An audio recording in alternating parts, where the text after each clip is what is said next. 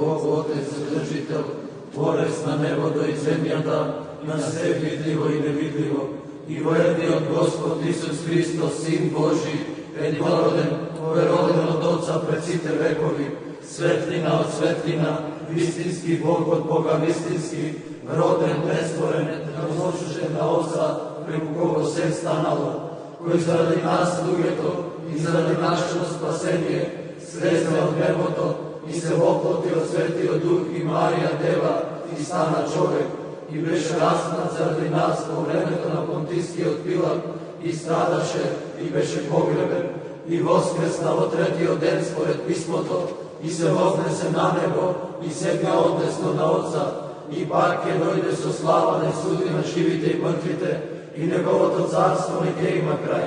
И во Светиот Дух Господ што дава живот, кој излегува од Отца, на кого се поклонуваме и го славиме заедно со Отца и Сина, и кој говорел преку пророците, во една света, соборна и апостолска црква, исповедувам едно крштение за опростување на гревовите, го чекам воскресението на мртвите и животот во идниот век. Амин.